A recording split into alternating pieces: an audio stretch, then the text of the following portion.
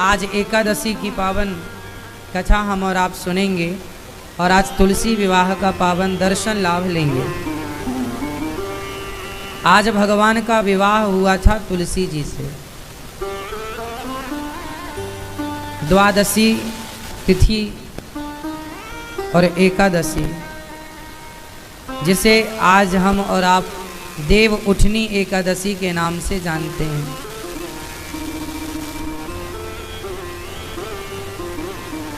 देव उठनी एकादशी का अर्थ होता है कि आज से भगवान तो सदा जागते ही हैं, पर भगवान आज जाग गए। देव मतलब भगवान श्रीमन नारायण, भगवान विष्णु, ब्रह्मा विष्णु महेश, तीन देव जाग गए। देवता भी नहीं जागे, देवता तो मकर संक्रांति में जागेंगे। ब्रह्मा विष्णु महेश, जिसे देव उठनी एकादशी कहते हैं। आज भगवान का विवाह माता तुलसी से हुआ था, आज के ही दिन, इसलिए आज के दिन तुलसी विवाह की परंपरा है।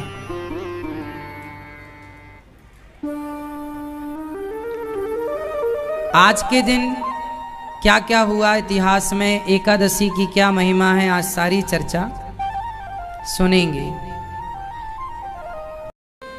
सबसे पहले तो ये जाने कि एकादशी उत्पन्न हुई, तो जब एकादशी प्रकट हुई तो उसे उत्पन्ना एकादशी कहते हैं, है ना। उसे उत्पन्ना एकादशी कहते हैं। और आप लोग ये समझिए कि भगवान से एकादशी कब उत्पन्न हुई।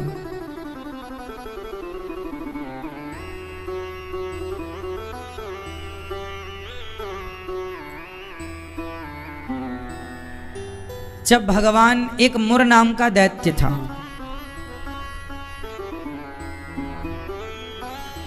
मुर नाम का एक दैत्य था।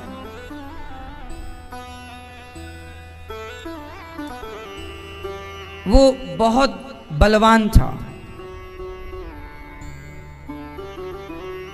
इतना बलवान कि सारे देवताओं को उसने जीत लिया। सारे देवता पराजित हो गए। उस मुर नाम के दैत्य ने कब्जा कर लिया सिंहासन पर, इंद्र की सिंहासन, स्वर्ग पर कब्जा किया।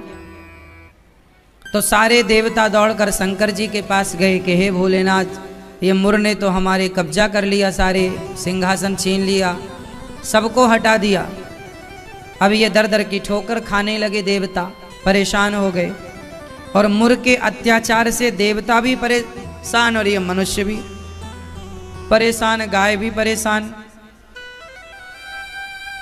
संत भी परेशान। शंकर जी के पास गए। शंकर जी ने कहा हम कुछ नहीं कर सकते, हम सबको चलना चाहिए भगवान की शरण में। तो शंकर जी सहित, देवताओं के सहित शंकर जी भी भगवान श्रीमन नारायण के क्षीर सागर पर पहुंचे, जहां माता लक्ष्मी भगवान के चरण दबा रही थी। वहां जाकर भगवान की स्तुति की। शांताकारं भुजगशयनं पद्मनाभं सुरेशं विश्वाधारं गगनसदृशं मेघवर्णं शुभांगं लक्ष्मीकान्तं कमलनयनं योगिभिर्ध्यानगम्यं वन्दे विष्णुं भवभयहरं सर्वलोकैकनाथम्। सबने भगवान की स्तुति करी। नीलाम्बुजश्यामलकोमलांगं, भगवान कोमल हैं। क्षीर सागर पर लक्ष्मी जी चरण दबा रही हैं। भगवान के सामने सब देवता हाथ जोड़े खड़े हैं। प्रभु आप कृपा करो, ये मुर नाम का दैत्य हमें बहुत परेशान कर रहा। शंकर जी भी बोले, ब्रह्मा जी भी बोले, देवता भी। तब भगवान मुस्कुराए और भगवान की 5 ज्ञानेंद्री, 5 कर्मेंद्री और 1 मन, टोटल कितना हुआ? 5 ज्ञानेंद्री, 5 कर्मेंद्री प्लस 1 मन, टोटल 11। तो भगवान ने अपनी 11 शक्ति से एक सुंदर सी कन्या को प्रकट किया। भगवान ने अपनी 11 शक्ति से 11 शक्ति को जोड़कर 11 शक्ति के बल पर एक सुंदर सी कन्या को प्रकट किया। क्योंकि भगवान की 11 शक्ति से प्रकट हुई, इसलिए उनका नाम 11 मतलब एकादशी कहलाए, जिसे 11 कहते हैं। 11 शक्तियों से ओतप्रोत हैं ये, इसलिए इनका नाम पड़ा 11, जिन्हें एकादशी हम सब जानते हैं। संस्कृत में एकादशी कहते हैं, हिंदी में 11 कहते हैं। 11 एकादश मतलब संस्कृत की गिनती है। तो एकादशी जो है ये भगवान के कितनी चीजों से प्रकट हुई, कितनी शक्ति है ये? 5 ज्ञानेंद्री मतलब भगवान की आंख, भगवान के कान, भगवान के नाक, भगवान की जिह्वा, भगवान की त्वचा।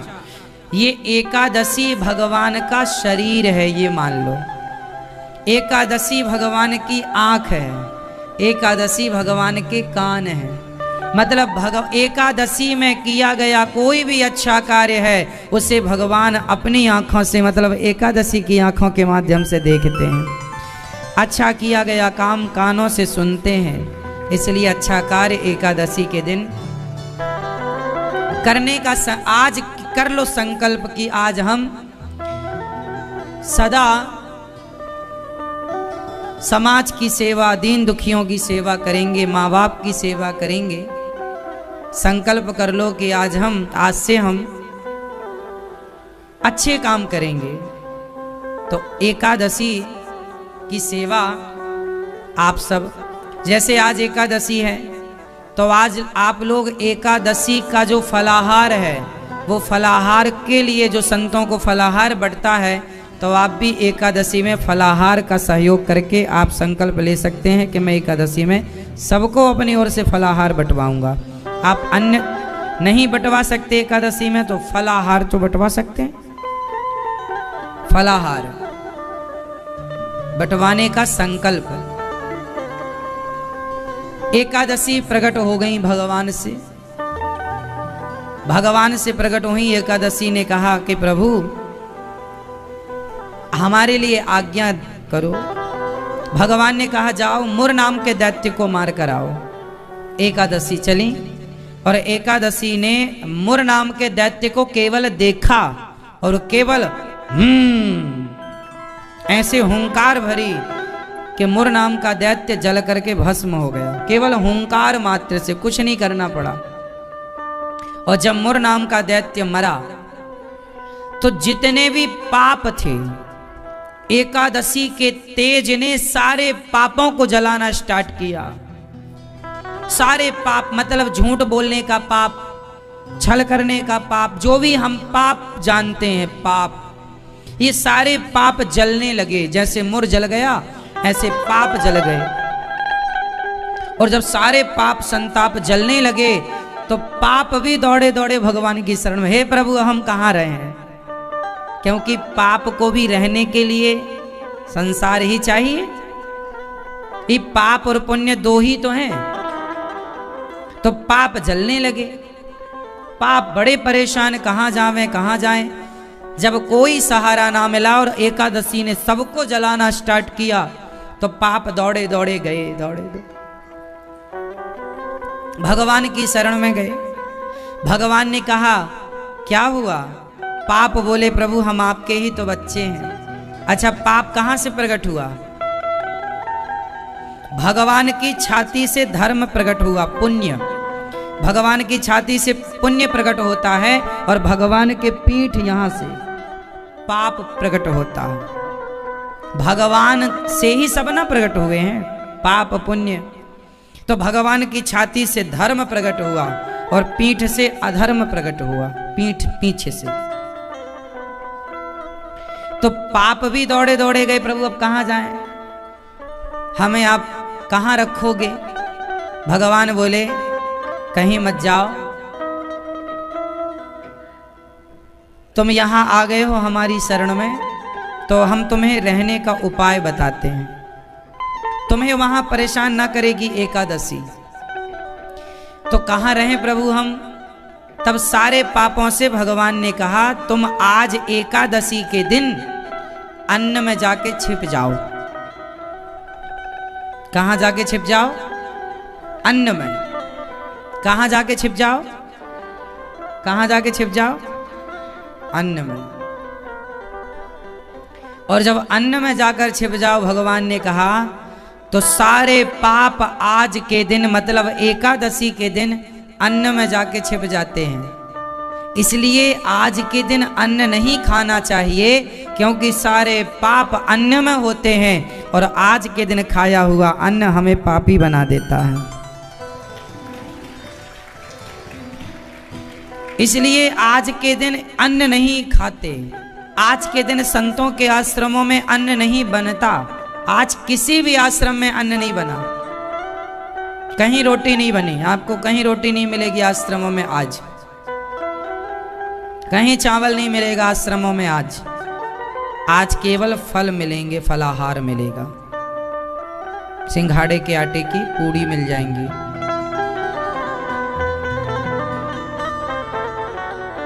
तो आज के दिन अन्न नहीं खाना चाहिए। आज के दिन उपवास करना चाहिए, व्रत करना चाहिए। आज एकादशी है। जो लोग कहते हैं महाराज जी हम तो एकादशी नहीं करते, तो सुनो, एकादशी आप भले मत करो, पर आप अनजाने में भी एकादशी के दिन अन्न खाते हैं तो वो पाप के भागीदार आप बनते हैं। इसलिए एकादशी के दिन चाहे जानकर चाहे अनजाने में आपको चावल नहीं, अन्न नहीं, चावल रोटी अन्न, केवल फलाहार खाओ, पेट भर के दूध पियो, दही पियो, बढ़िया फल खाओ, पपीता खाओ, केला खाओ, सेब खाओ, संतरा खाओ, अंगूर खाओ, फल बहुत सारे हैं, अनार खाओ इत्यादि। सिंघाड़े के आटे का प्रयोग कर लो, आलू का प्रयोग कर लो, लौकी का प्रयोग कर लो। हाँ, जरूरी थोड़ी है कि हम आज अन्न नहीं खाएंगे तो मर जाएंगे। इसलिए शास्त्र जो कहते हैं वो मानना चाहिए। पाप भी तो भगवान का बेटा है, उसे भगवान ने दिया है स्थान, और आप यदि खाते हो तो फिर पाप के भागीदार बनोगे। पाप बैठेगा खोपड़ी में और वो आपसे फिर गलत काम कराएगा। आज हमारे देश में, आज के लोगों में यही तो नियम नहीं है। आज के दिन क्या होता है, घर में एक जन एकादशी रहता है, जैसे माँ एकादशी करती है या पत्नी एकादशी करती है, पर ये पुरुष एकादशी नहीं करता, तो बेचारी तुम्हारे लिए वो रोटी बनाती है। क्यों बनाए? एकादशी में पूरे समाज में, पूरे वैष्णवों के घर, बच्चों से लेकर बूढ़ों तक को, आप कहोगे महाराज जी हमारे बच्चे हैं, अरे भैया तो बच्चे हैं तो बच्चों के लिए क्या फलों से पेट नहीं भर सकते आप एक दिन? और अन्न से ज्यादा फल स्वास्थ्य के लिए लाभदायक है। बताओ, रोटी ज्यादा लाभदायक है या फल ज्यादा लाभदायक है? बताओ, आप बताओ।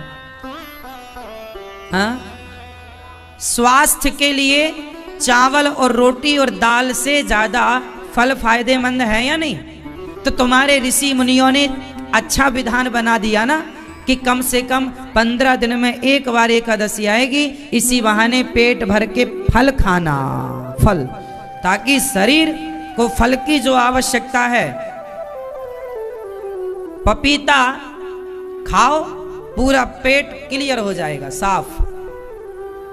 केला खाओ, बढ़िया आपको शक्ति प्राप्त होगी।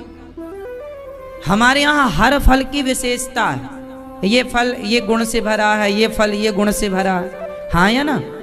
और आप लोग ना फल नहीं खाते, फल रसेदार होते हैं, इसलिए शरीर को रस की जरूरत पड़ती है, और आप रस देते नहीं, रोटी ड्राई होती है, सूखी होती है, इसलिए रोटी कम, चावल कम, फल ज्यादा, इसलिए सलाद ज्यादा खाना चाहिए। आयुर्वेद भी कहता है सलाद ज्यादा, 60% 70% सलाद खाओ, 30 और 40% अन्न खाओ, पर एकादशी के दिन पूरा 100% फल खाओ। लेकिन आप लोग फल खाते ही नहीं, आपको अच्छे ही नहीं लगते फल, आपको तो बस चाउमीन, पिज्जा, बर्गर। तो एकादशी में आपको, आप कितने लोग एकादशी कर रहे हैं? आज किस किस की एकादशी है? आप नहीं करते? अब आप कहो महाराज जी हम नहीं करते, तो नहीं करते तो आपको पाप लगता है। एकादशी ही एक ऐसा व्रत है, समझो, एकादशी एक ऐसा व्रत है जिसको करने से पुण्य मिलता है और ना करने का पाप लगता है। आप नहीं करते मत करो, पाप के भागीदार हैं आप। नहीं करते, क्यों नहीं करते? सवाल पूछा जाएगा आपसे, क्यों नहीं की एकादशी आपने? ये सवाल हम नहीं पूछेंगे, हमसे तो बच भी जाओगी, हम तो क्या करेंगे आपका। लेकिन वहां यमराज जी 4 कोड़े और मारेंगे इस बात के। क्यों नहीं की एकादशी आपने? एकादशी क्यों नहीं करते आप? खाए बिना नहीं रहते? फल खाओ, खाने का मना नहीं है, अन्न ना खाओ, खाओ पेट भर कर, पर अन्न नहीं। बादाम खाओ, काजू खाओ, किशमिश खाओ। क्यों मैया? सिंघाड़ा है बढ़िया, सिंघाड़ा खाओ। एकादशी नहीं, लोग महाराज जी हम एकादशी नहीं करते, तो मूर्ख हो, इसलिए नहीं करते। कोई व्रत करो मत करो, आप कोई व्रत मत करो, केवल एकादशी करो। व्रतों के राजा कौन है? मतलब व्रतों में, सारे व्रतों में 365 दिन में जो जो व्रत आते हैं, इन सभी व्रतों में सर्वश्रेष्ठ व्रत एकादशी का है। सर्वश्रेष्ठ, आप कोई करो मत करो। एकादशी महीने में कितनी होती हैं? आप बताओ कौन कौन सी? कृष्ण पक्ष और शुक्ल पक्ष दोनों एकादशी। तो साल की कितनी हो गई? 24 हैं साल की, बहुत ज्यादा तो नहीं है। इसलिए स्वास्थ्य के लिए भी फायदेमंद है एकादशी। आप रोज खाते हो, एक दिन पेट को ब्रेक देंगे अन्न से तो पेट सेटल हो जाएगा अपना। डॉक्टर भी कहते हैं ना, जब पेट खराब हो जाता है तो भाई आप खाओ मत अभी। मैया, ओ प्रपंची मैया, कर लो प्रपंच। एकादशी भी करती हो कि केवल प्रपंच ही करती हो? एकादशी करती हो? अच्छा ठीक है फिर।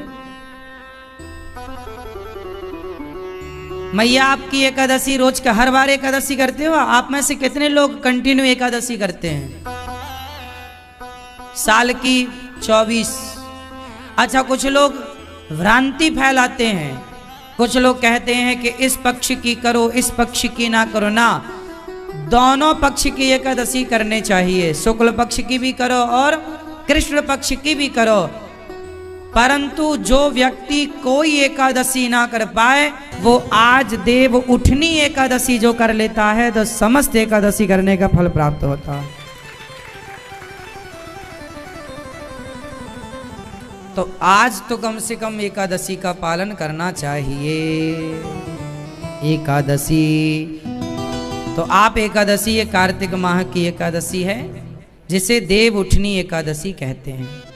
तो एकादशी के प्रताप से पाप जलने लगे तो पापों को निवास कहां दिया भगवान जी ने?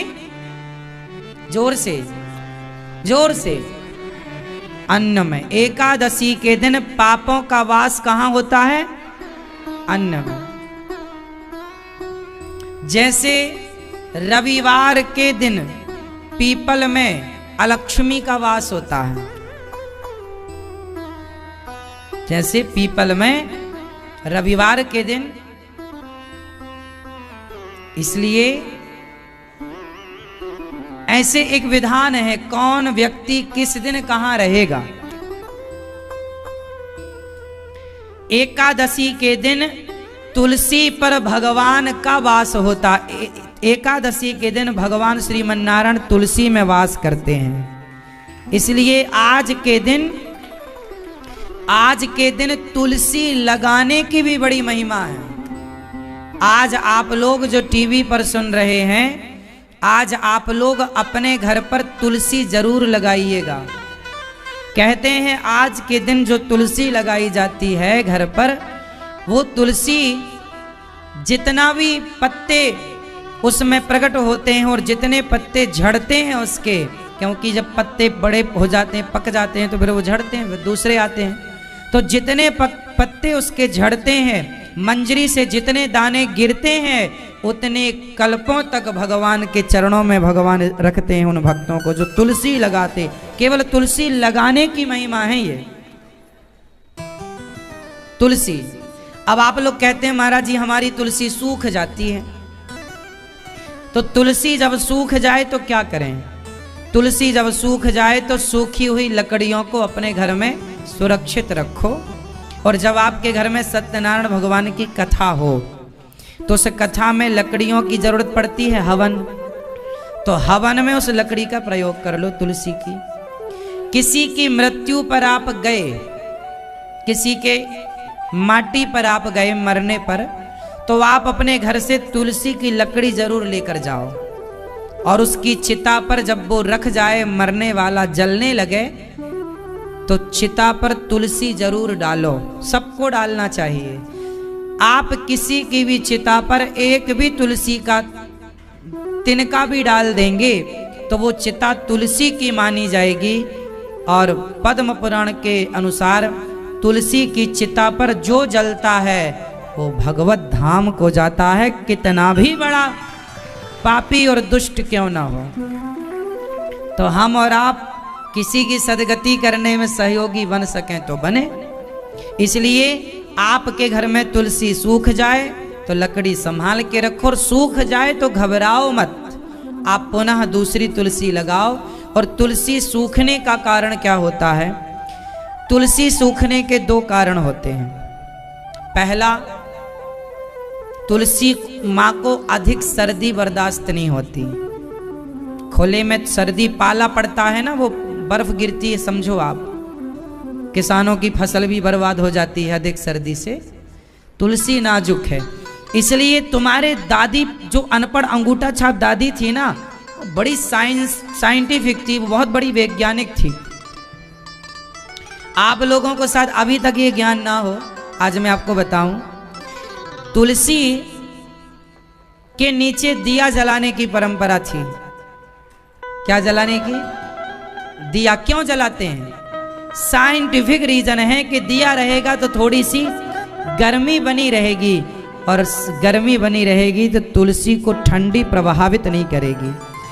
तुलसी को दो चीजें मिलेंगी तो तुलसी नहीं सूखेगी। पहला, बराबर धूप मिलनी चाहिए, और दूसरा, सर्दी नहीं लगनी चाहिए, और तीसरा, पानी पर्याप्त मिलना चाहिए। यदि पानी पर्याप्त है, आप लोग भी अपने घर में जो तुलसी है ना, रात को तुलसी के ऊपर हल्का सा कपड़ा ढक दिया करो। यदि आपकी तुलसी आंगन में लगी है, खुले में है, तो आप तुलसी के ऊपर क्या कर सकते हैं? हल्का सा कपड़ा, या तो हम कहते हैं 4 लकड़ी गड़ा दो आसपास, और एक छोटा सा घर टाइप का बन जाए जो दिन को हट जाए, क्योंकि दिन में प्रकाश चाहिए सूर्य भगवान का, और रात को कपड़ा चाहिए। तो तुलसी को थोड़ा सा आप केयर करें तुलसी की, तो फिर सूखने की जो समस्याएं हैं आपके यहाँ वो खत्म हो जाएंगी। पानी, अब जैसे आप लोग ना जल रोज चढ़ाते हैं, तुलसी में चढ़ाते हैं। जरूरी नहीं है तुलसी में पानी हो, पर ज्यादा भी ना हो। नमी बनी रहे, सूखे ना पर ज़्यादा भी ना हो। तो पानी आप जो सूर्य भगवान को चढ़ाते हैं वो आप ऐसा कर सकते हैं कि एक पात्र नीचे रख लो, या क्यारी है आपके यहाँ, गमला है तो ठीक है। जरूरी नहीं है कि तुलसी पर जल चढ़ाएं, हल्का सा चढ़ाएं, थोड़ा सा, एक लोटा ही चढ़ाने की जरूरत नहीं है। अब एक लोटा 4 लोगों ने चढ़ा दिया तो 4 लोटा हो गया। तो थोड़ा थोड़ा जल सूर्य भगवान के लिए एक बर्तन रख लो, उस बर्तन में जल चढ़ाओ, फिर वो बर्तन का पानी क्यारी में कहीं पुष्पों में डाल दो। तो आपके घर में तुलसी तो होंगी, तो तुलसी को क्या क्या मिलना चाहिए? पहला तो धूप मिलना चाहिए, और दूसरा पानी मिलना चाहिए, तीसरा सर्दी से बचाना है। किससे बचाएंगे? सर्दी से। सर्दी में तुलसी माँ ज्यादा पड़ने पर सूख जाती हैं यदि आपने ध्यान नहीं दिया तो। इसलिए तुलसी का ना, तुलसी बहुत सारी होनी चाहिए। यदि तुलसी झुंड में है, मतलब ज्यादा है, तो फिर वो सर्दी को झेल लेती है। क्योंकि आपने देखा होगा गाय भी चिपक के बैठती है सर्दियों में आपस में, बंदरों को भी आपने देखा होगा सर्दी में वो एक झुंड बना के बैठते, एक दूसरे की गर्मी से वो बचे रहते हैं, गर्मी रहती है ना शरीर में। आपने देखा गायों को, बंदरों को झुंड बना के ऐसे चिपक के रात को बैठते हैं। तो तुलसी फिर 4-5 एक साथ हो तो फिर वो आपस की गर्मी से काम हो जाएगा। तो तुलसी माँ की ऐसी हमें रक्षा करनी है। और आप लोग तुलसी गले में जरूर पहने। सोना चांदी कितना भी पहनो, पर गले में जब तक तुलसी ना हो तो वो वैष्णव हो ही नहीं सकता। कोई भक्त है, आप कहें कि हम तो भक्त हैं और आप तुलसी नहीं पहने, तो फिर आप, कोई पत्नी कहे कि जी मैं पतिव्रता हूं, पर वो मांग ना भरे, मंगल सूत्र ना पहने, तो आप मंगल सूत्र ना पहने, मांग ना भरें और कहें कि मैं पतिव्रता हूं। तो यदि पतिव्रता हो तो फिर मांग भरने में शर्म कैसी? पतिव्रता हो तो सिंदूर लगाने में शर्म कैसी? और शर्म है तो फिर पतिव्रता नहीं हो। यदि भक्त हो तो तुलसी होना चाहिए गले पर, नहीं है तो फिर भक्त होने में संदेह है। आप सोना 10 तोला पहन लो, कोई फर्क नहीं पड़ता, पर तुलसी का एक भी दाना होना जरूरी है। कहते हैं तुलसी गले पर होगी, वो नहाओगे तो वो नहाने का पानी जब तुलसी से टच होता है, अंदर जाता है, तो वो पूरा पवित्र हो जाता है और हमें पवित्र कर देता है। इसलिए तुलसी की बड़ी महिमा। तुलसी, अच्छा, जो आदमी तुलसी पहनता है और मर जाता है तो मरे मुर्दे के भी तुलसी नहीं उतारना चाहिए। मुर्दा का तो सोना चांदी भाई उतार ही लेते हैं लोग। देखो ये सोना चांदी कितना भी पहन लो, ये तो उतार लिया जाएगा। पहले माताएं मोटा मोटा चांदी का पाँव में पहनती थी, आपने मैया नहीं पहना, उतार दिया है घर में, नहीं पहना करो। इतना मोटा है आपके पास, हाँ, तो ये सब उतार लिया जाएगा, बहुएं उतार लेंगी।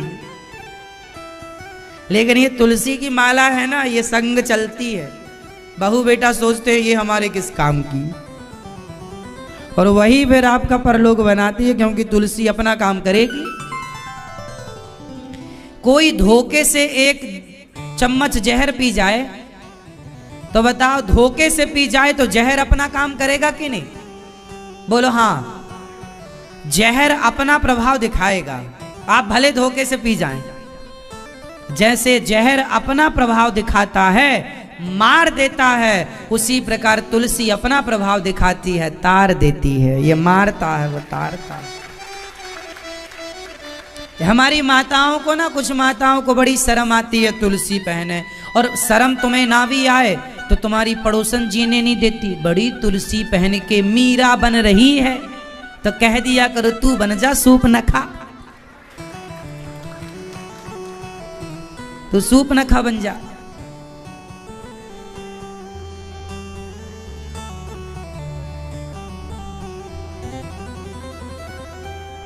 कहने दो पड़ोसन को, मरने दो उसे। अपना तुलसी पहन के रखो, कहीं भी पहनो, हाथ में पहन लो, गले पे पहन लो, हाथ में पहन लो। कुछ हमारे संत तो कान में तुलसी के ही बाले पहनते हैं, कुंडल तुलसी का कुंडल,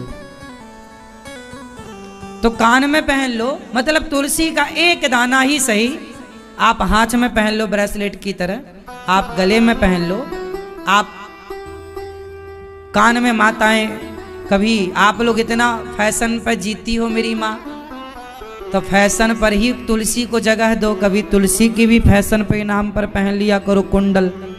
इसी बहाने, फैशन के बहाने लोग तुलसी पहनना सीख जाएंगे, थोड़ा इसको भी फैशन के दौरान प्रमोट करो। क्यों, अच्छी चीजों को बढ़ावा देना चाहिए कि नहीं। अब हम कुछ लोग इतना बड़ा बड़ा झुमका पहन लेती हैं, भले कान टूट जाए। कान में हमारी माताओं के जो कान है ना, वो बेचारे कान भी फटते फटते एक दिन फट जाते हैं बेचारे लेकिन माताएं इतना बड़ा बड़ा पहनती हैं। तुलसी भी पहना करो कभी कानों में, तुलसी के कुंडल, हाँ या ना। ये छोटे छोटे बच्चों को एक कंठी पहनाओ तुलसी की, सब लोग तुलसी पहनाओ बच्चों को, बच्चों के गले में भी तुलसी हो, माताओं के गले में भी तुलसी हो। तुलसी होना चाहिए, क्योंकि पतिव्रता स्त्री है तो मांग जरूर होगी, होगी कि नहीं। आप लंदन जाओ और वहां कोई मांग भरे स्त्री मिल जाए तो समझ लेना कि यह भारतीय महिला है। आप लंदन चले जाओ, जापान चले जाओ, पेरिस चले जाओ, दक्षिण अफ्रीका चले जाओ, अमेरिका चले जाओ, चीन चले जाओ, दुनिया के किसी भी कोने में आप जाओ और कोई महिला मांग भरे हुए आपको मिल जाए तो मांग भरे देखकर आप दूर से कह सकते हैं कि ये भारत की महिला है। क्यों जी, कह सकते हैं, कह सकते हो कि ये भारत की महिला है, ये सनातनी है, ये सनातनी महिला है, मांग भरी है, ये पहचान है। इसी प्रकार कितनी भी भीड़ हो यमराज के यहाँ, पर भक्तों के किसी के गले में माला तुलसी की तो अलग दिख जाएगा। यमराज जी कहेंगे ये भक्त है, इसे भेजो भगवान के पास, इसका कोई काम नहीं यहाँ नरक वर्क में। ये पहचान है। पालतू कुत्ते के गले में पट्टा होता है, तो भक्तों के गले में तुलसी क्यों नहीं। फैशन के नाम पर देखो आज क्या क्या चल रहा है, फटे वटे कपड़े सब चल रहे हैं।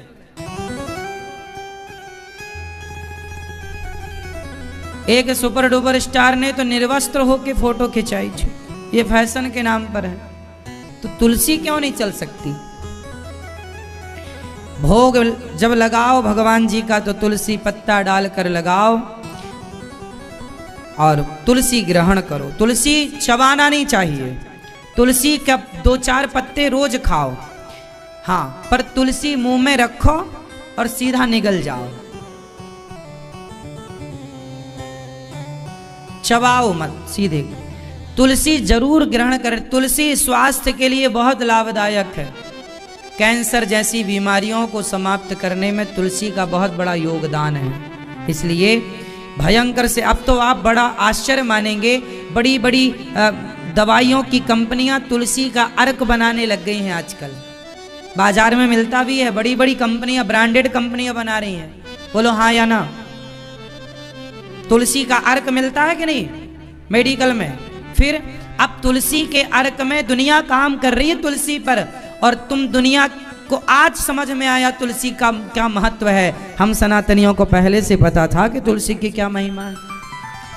इसलिए अपनी संस्कृति को पहचानो, अपने को जानो, औरों को जानने की जरूरत नहीं है, क्योंकि वो लोग तुमसे ही जो सीखेंगे सीखेंगे, तुम्हें किसी से सीखने की जरूरत नहीं। तुम सनातनियों के पास इतना खुद का कुछ हमारे पास है पढ़ने लिखने को कि हमें किसी के सामने हाथ पसारने की जरूरत नहीं है कि भी थोड़ा ज्ञान तुम दे दो।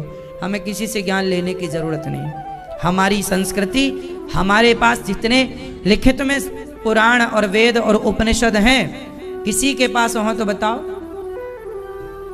हमारे यहाँ हिंदू धर्म में इतना कुछ पढ़ने को है कि आपकी उम्र कम पड़ जाएगी पर पढ़ाई पूरी ना हो पाएगी।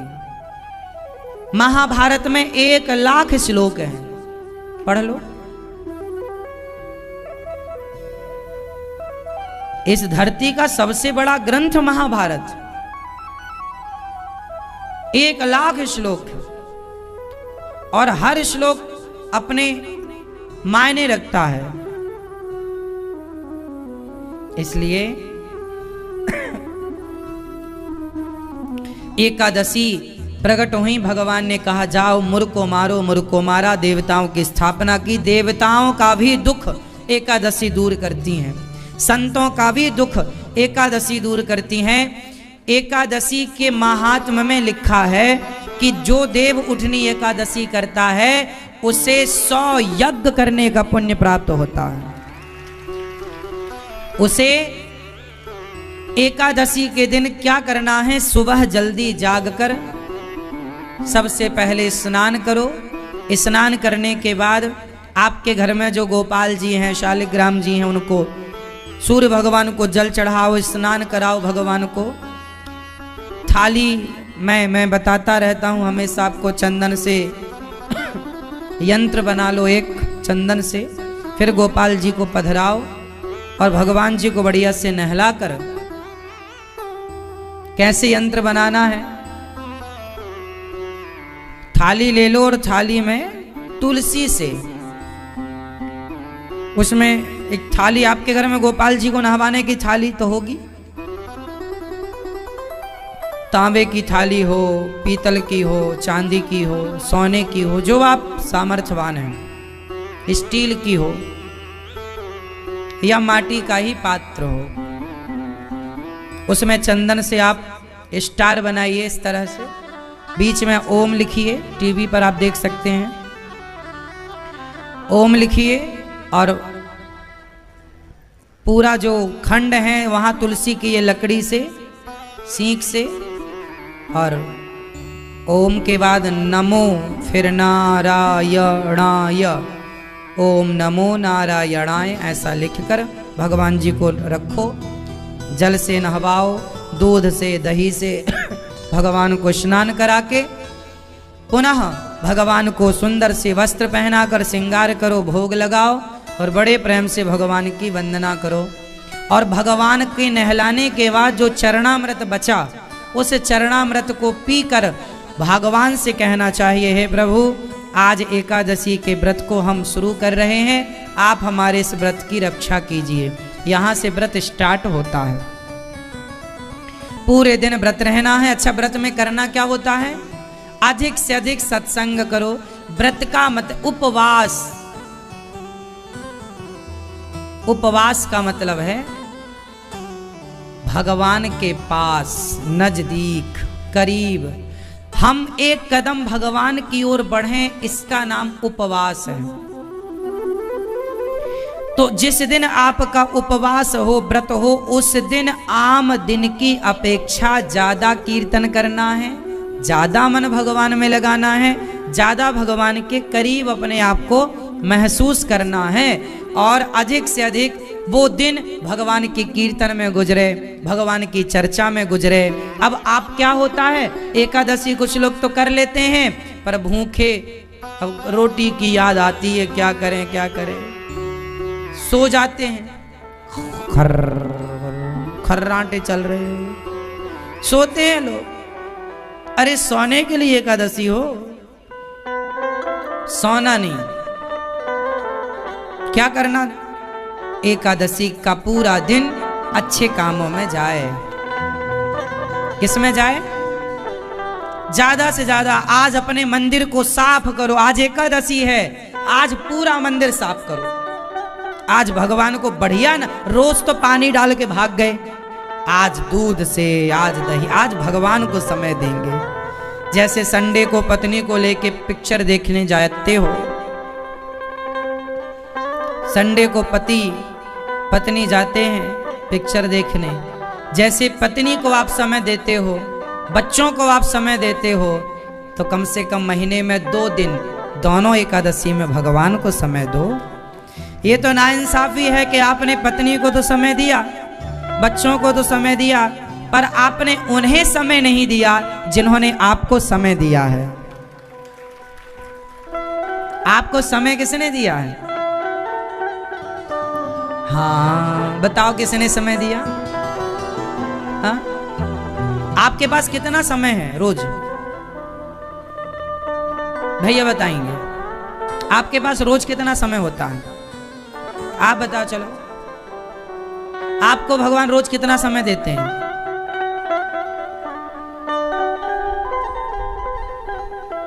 भगवान हमें रोज 24 घंटे का समय देते हैं। भगवान ने हमें रोज कितना समय दिया?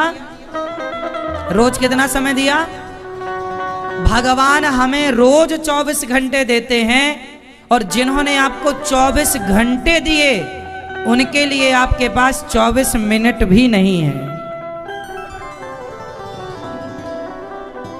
इसी को बोलते हैं नमक हरामी।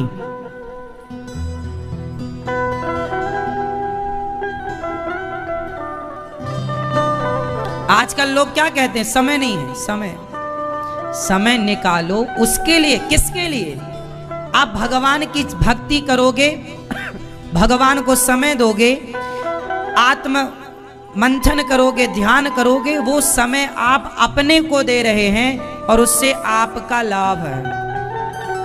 आप ध्यान नहीं करते, इसलिए आपका मन अशांत रहता है। आपके पास पैसा बहुत है लेकिन आपके पास शांति थोड़ी है। शांति इसलिए नहीं है क्योंकि शांति जिसमें होती है आप वो काम करते ही नहीं। आप कीर्तन नहीं करते। आज एकादशी है तो आज जल्दी जागो, आज नियम बनाओ, एकादशी के दिन हम प्रभात फेरी निकाला करेंगे। कोई विशेष काम करो एकादशी के दिन। 5 बजे जाग जाओ, 6 बजे जाग जाओ, और 6 से 7 बजे तक या 5 से 6 बजे तक 1 घंटा अपनी सोसाइटी में प्रभात फेरी। 4-6 महिलाएं, 4-6 पुरुष या महिलाओं की टीम अलग, पुरुषों की अलग, अपना प्रभात फेरी। आज एकादशी कुछ विशेष करो। जैसे संडे को आप विशेष क्या करते हैं? भैया बताएंगे, संडे को आप क्या विशेष करते हैं? क्या? उपटन लगाते हैं? नहीं, आप ऐसे ऐसे कर रहे हैं, हमें लगा उपटन लगाते हैं।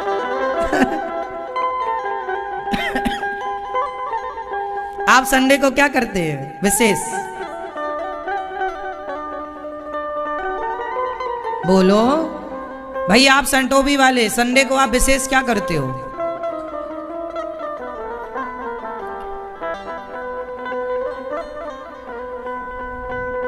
मैया, आप संडे को विशेष क्या करती हो मेरी माँ? आज का जितना भी यूथ है और जितनी नई मम्मियां हैं और नए नए पापा हैं, ये संडे को एक काम करते हैं, संडे को 9 बजे तक सोते हैं विशेष। आज संडे है, आज ज्यादा सोएंगे। आज संडे, आज ज्यादा 9-10 बजे तक तो सोएंगे क्योंकि आज संडे है। क्यों? ये सही है। फिर संडे है तो ज्यादा सोएंगे, तो एकादशी है तो जल्दी जागेंगे। ये भी तो बनाओ तब ना बैलेंस होगा। ऐसे में तो इकंगा हो गया। बैलेंस तो बनाओ भैया। यदि यहां लेट जागे हो तो वहां जल्दी जाग के बैलेंस तो बनाओ। एकादशी में जल्दी जागो और ज्यादा से ज्यादा समय भगवान को दो। ये मत कहो कि हमारे पास समय नहीं है। समय नहीं होता, निकालना पड़ता है। हम देखो, समय नहीं है, पर जब अपनों का कोई काम आ जाए, जैसे आपके साले की शादी आ जाए और आप कह दो कि समय नहीं है, पत्नी जीने देगी? फिर तो जाना पड़ता है। तो जैसे आप कितने भी व्यस्त हैं पर समय निकाल कर, कुछ काम ऐसे हैं कि समय उन कामों के लिए निकालना पड़ता है, ऐसे ही एकादशी को समय ना होने पर भी निकालो, ये आपकी जिम्मेदारी है।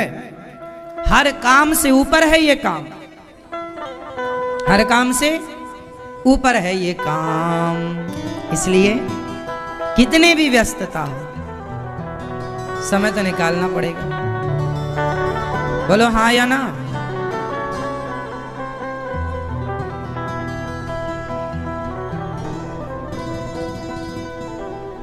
तो एकादशी के लिए हमारे महाराज हमारे पास समय नहीं है, ये बहाने ना बनाना ना, इसका एक कोड़ा और पड़ेगा एक्स्ट्रा, यमराज जी मारेंगे खोपड़ी में।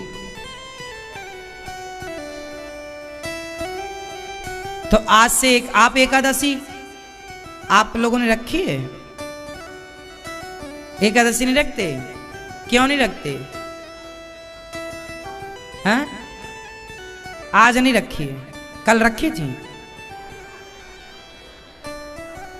अच्छा सवेरे रखी थी, फिर दोपहर को नहीं रखा, शाम को फिर रख लेंगे, रात को नहीं रखेंगे। आपने रखी है? नहीं भाई, आपने नहीं रखी। आपने एकादशी रखी है? क्यों? खाए बिना नहीं रह जाता? पीली मैया आपने रखी है एकादशी? सही बताओ। आपने रखी एकादशी? अगली बार से रखना मैया। कुछ लोग पूछते हैं महाराज जी हम एकादशी का उद्यापन कर लें, 10 साल से रह रहे हैं, 20 साल से रह रहे हैं। हाँ, एकादशी का आप उद्यापन करना चाहो तो करो, नहीं करना चाहो मत करो, और कर भी लो उद्यापन तो उद्यापन करके भी एकादशी चालू रखो, कंटिन्यू रखो, से छोड़ो मत। एकादशी तो मरते दम तक करना चाहिए। हमारे गुरुजी अभी वर्तमान में अत्यधिक वृद्ध हैं, बिस्तर पर ही लेटे रहते हैं, उठाने से कोई उठाए तो उठ के बैठते हैं, एक आध घंटा 2 घंटा बैठ के फिर वो लेट जाते हैं। मतलब अत्यधिक शरीर बिल्कुल कमजोर हो गया है, लेकिन फिर भी वो अभी भी एकादशी करते हैं। शरीर इतना जर्जर है कि 2 लोग उठाने में, एक लोग उठाएं तो उठते हैं। शरीर बिल्कुल जर्जर है, अत्यधिक वृद्धावस्था है, लेकिन नियम एकादशी करते हैं हमारे गुरुजी, एकादशी नहीं छोड़ते। तो आप लोग भी एकादशी छोड़ने जैसा व्रत नहीं है। एकादशी तो भाग्यशाली हैं हम लोग कि हम उस समाज में पैदा हुए हैं जिस समाज में एकादशी की महिमा गाई जाती है, सुनी और सुनाई जाती है। तो आप लोग एकादशी को लेकर बिल्कुल जागरूक रहेंगे अगली बार से, हाँ या ना। बच्चों को भी भैया संस्कार अभी से दो। बेटा आज 5 साल का बेटा है, आज उसे चावल नहीं मिलेगा, पूछेगा माँ क्यों नहीं चावल, आज एकादशी। उसे रटाओ कि एकादशी के दिन क्या खाना, फल खाना, चावल नहीं, रोटी नहीं। तब वो जाकर जब 20 साल का होगा तब उसे याद आएगा कि आज एकादशी है। नहीं वो आप लोग क्या है, नहीं महाराज जी बच्चों के लिए तो चावल बना सकते, क्यों बनाना चावल, क्यों बच्चों के लिए, कहाँ जा रहा है, क्यों बनाना है, नहीं बनाना। फल खिलाने की बच्चों को अभी से अभ्यास बनाओ, आदत बनाओ। तो भगवान, अच्छा एकादशी तो हो गई, फिर द्वादशी को क्या करना चाहिए? एकादशी का पूरा दिन भगवान के चिंतन में, भजन में जाए, शाम होए तो भगवान की कीर्तन कथा में जाए। एकादशी की महिमा की पुस्तक ले आना, गीता प्रेस की निकलती है पुस्तक, कथा पढ़ लिया करो। और बाद में फिर द्वादशी को क्या करना है कि द्वादशी को सबसे पहले भगवान को नहलाकर चरणामृत पीना है, और हो सके मतलब हो सके तो घर में 2-4 ब्राह्मण बुला लो, 2-4 कन्या बुला लो और 2-4 ब्राह्मणों को बुलाकर द्वादशी के दिन ब्राह्मणों को बढ़िया भोजन कराओ, बढ़िया माल पुआ, बढ़िया बढ़िया पकवान। मैया जा रही हो, एकादशी की आपने, ठीक है जाओ, जल्दी आना, गुस्सा तो नहीं हो गई, जल्दी आना, टाटा।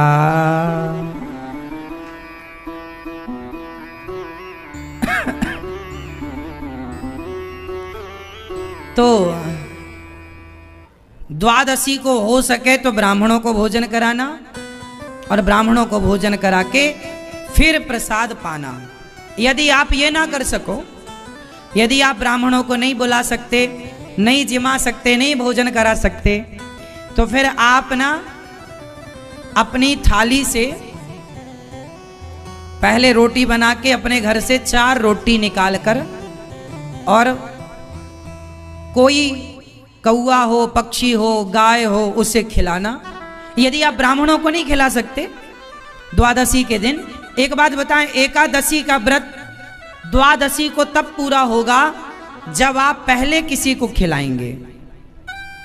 अब चाहे आप गाय को खिलाओ, जो आप देखो, हम ये नहीं कहते कि ब्राह्मण ही बुलाओ, अच्छा ऑप्शन है कि बुला लो यदि अवेलेबल है तो, नहीं तो गाय। अब गाय भी नहीं है और ब्राह्मण भी नहीं है तो पक्षियों को दाना डाल दो, पक्षी भी नहीं है, तब फिर आप गौरी गोपाल आश्रम में जो अन्न क्षेत्र चलता है, आज एकादशी हो गई, कल द्वादशी है, तो कल द्वादशी को आप लोग अपनी ओर से अन्न क्षेत्र बंटवाएं तो हजारों साधु संत ब्राह्मण पहले आपका प्रसाद खाएंगे।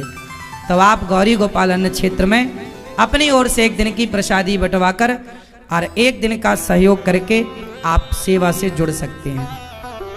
आप देखो, एक दिन की अन्न क्षेत्र आप सोचेंगे महाराज जी हम 11,000 कहाँ से लाए, ना 11,000 देने की जरूरत नहीं है। आप देने लायक हैं अपनी ओर से तो एक दिन का अन्न क्षेत्र बंटवाओ, वरना आप क्या करो, संत ब्राह्मण यहाँ आते हैं ना, तो यहाँ हजारों संत आते हैं, तो आप हजारों संतों को ना देकर एक संत को दे सकते हैं।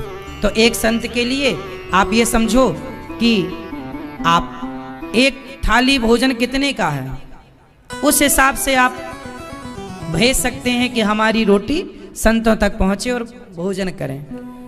तो आप सोचिए कि एक रोटी कितने की आती है बाजार में, भैया बताओ, एक रोटी कितने की होती है, सब बताओ, हमें नहीं पता। बाजार की रोटी आप लोग खाते हो, क्या कीमत है आज वर्तमान में, एक रोटी कितने की मिलती है बाजार में? हाँ, 10 रुपए की। अब देखो 10 रुपए ये मैया लोग कह रहे हैं, 10 रुपए नहीं 5 रुपए भी माने सामान्य। यदि मैं 5 रुपए भी ना मानूं, मैं 3 रुपए मानूं, तो यदि हम 3 रुपए एक रोटी का माने, क्यों जी 3 रुपए से तो कम की रोटी नहीं मिलेगी कहीं, शायद जहां तक अंदाज है हमें, एक रोटी 3 रुपए की है, तो एक महीने की रोटी कितनी हो गई, एक 30 रोटी कितने की हो गई, 30 तिहाई, हाँ 90 रुपए हो गए।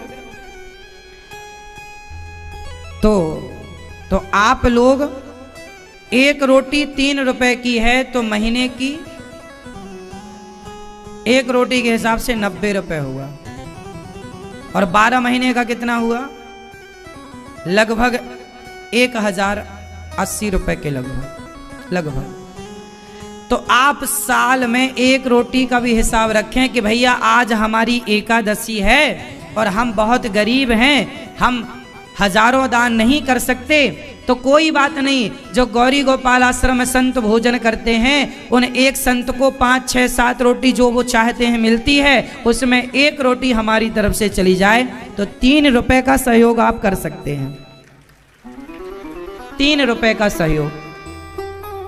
और महीने की रोटी भेजना चाहें तो आप सोचें कि 90 रुपए में हम, मतलब आप देखो, बात ये नहीं है कि आप सहयोग कितना बड़ा या कितना छोटा, बड़ा छोटा नहीं, बस क्या आप ये नियम का पालन करते हैं कि हाँ हमारी रोटी पहले संत खाएं फिर हम खाएं।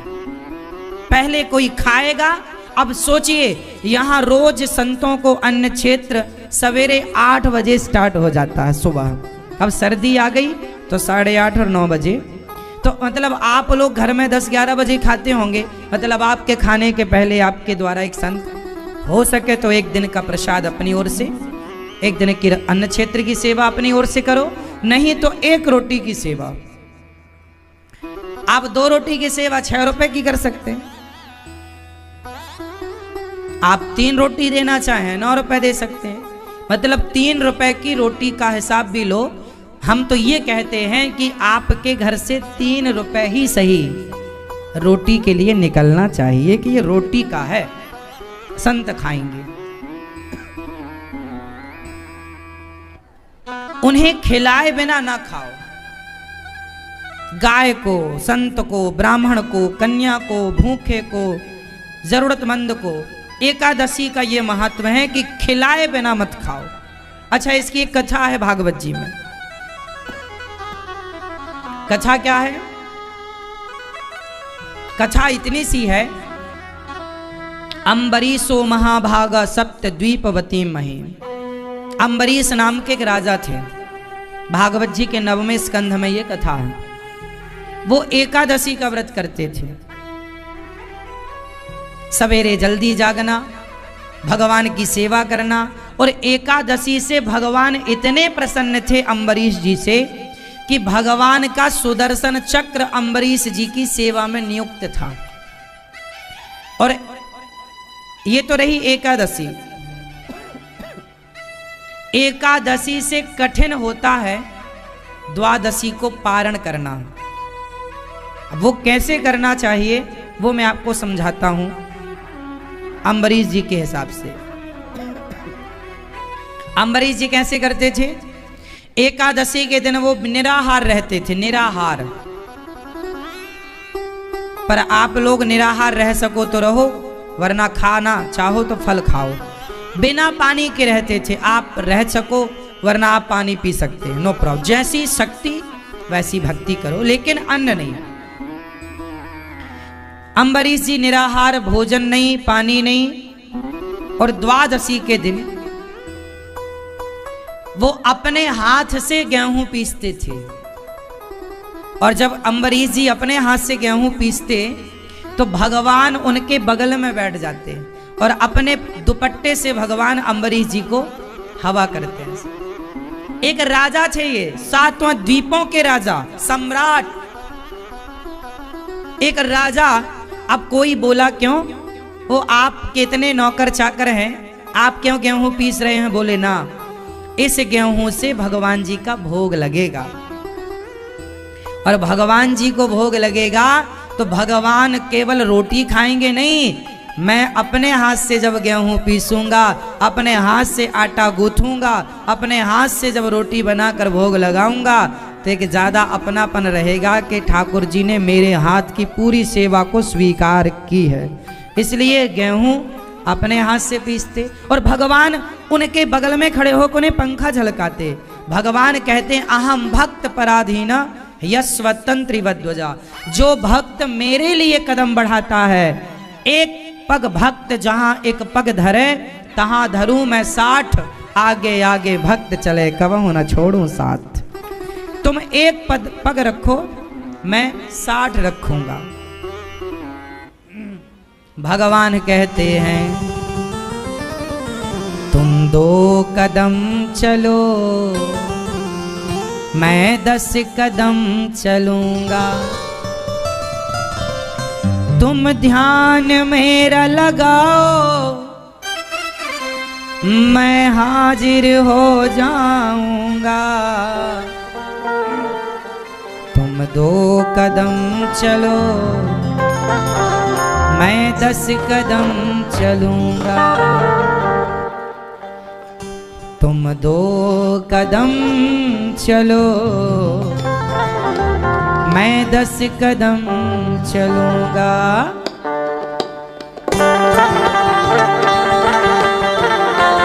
जय हो।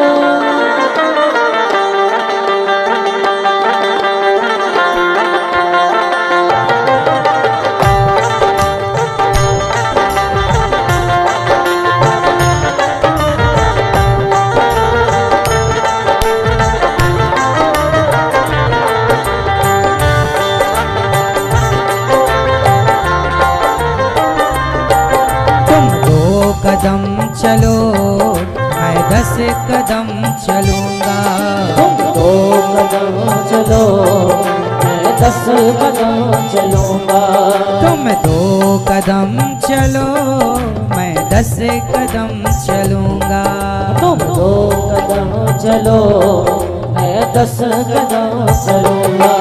तुम ध्यान मेरा लगाओ, तुम ध्यान मेरा लगाओ, तुम ध्यान मेरा लगाओ, तुम ध्यान मेरा लगाओ, मैं हाजिर हो जाऊंगा।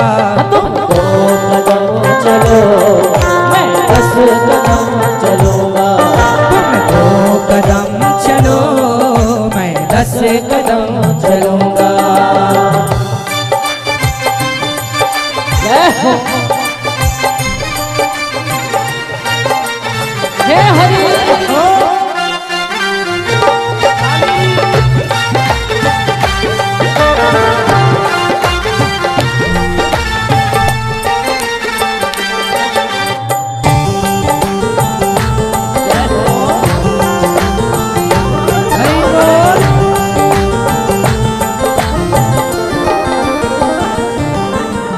दिल में तुम्हारे है सब जानता हूँ मैं।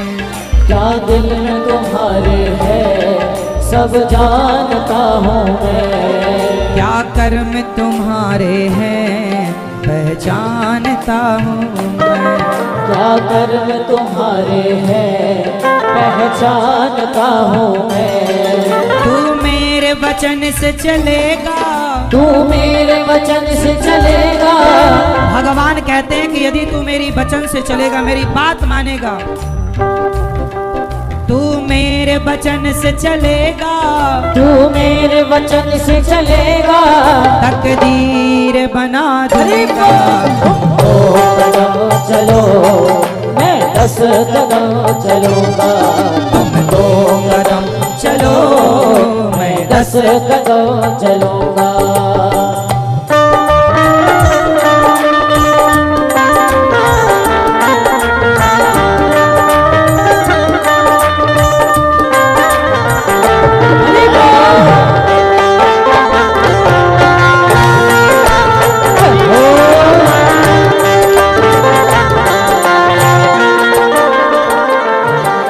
तेरी डूबती नैया का माझी बन जाऊंगा। हो तेरी डूबती नैया का माझी बन जाऊंगा। तेरी डूबती नैया का माझी बन जाऊंगा। तेरी डूबती नैया का माझी बन जाऊंगा। तू छोड़ दे चिंता को, आंधी को रोक लूंगा। तू छोड़ दे चिंता को, आंधी को रोक लूंगा। तू रख ले मुझ पे भरोसा, तू रख ले मुझ पे भरोसा। हर वक्त हर घड़ी, हर वक्त हर घड़ी मैं साया बन के चलूंगा। तुम 2 कदम चलो मैं 10 कदम चलूंगा। तुम 2 कदम चलो मैं 10 कदम चलूंगा।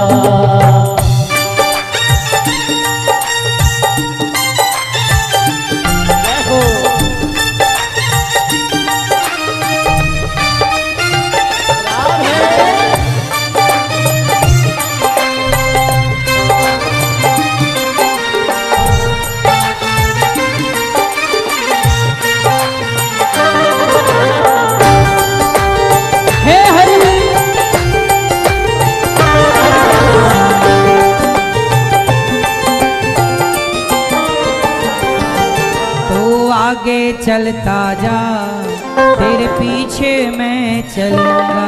तू आगे चलता जा, तेरे पीछे मैं चलूंगा। तू थक भी गया राहों में, मैं तुझको उठा के चलूंगा। तू थक भी गया राहों में, मैं तुझको उठा के चलूंगा। हर वक्त हर घड़ी, हर वक्त हर घड़ी मैं साया बन के चलूंगा। तुम 2 कदम चलो मैं 10 कदम चलूंगा। तुम 2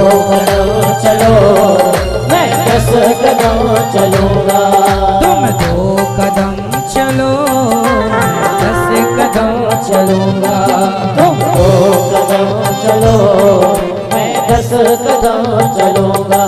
तुम 2 कदम चलो मैं 10 कदम चलूंगा। तुम 2 कदम चलो मैं 10 कदम चलूंगा। तुम ध्यान मेरा लगाओ, तुम ध्यान मेरा लगाओ, तुम ध्यान मेरा लगाओ, तुम ध्यान मेरा लगाओ, मैं हाजिर हो जाऊं। 2 कदम चलो मैं 10 कदम चलूंगा। 2 कदम चलो मैं 10 कदम चलूंगा। 2 कदम चलो मैं 10 कदम चलूंगा।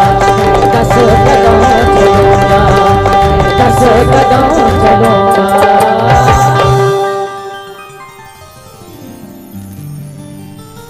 तुम 2 कदम चलो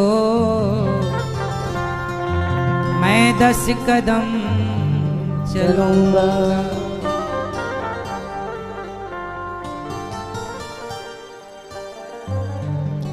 क्या दिल में तुम्हारे है सब जानता हूँ मैं, क्या कर्म तुम्हारे हैं पहचानता हूँ मैं।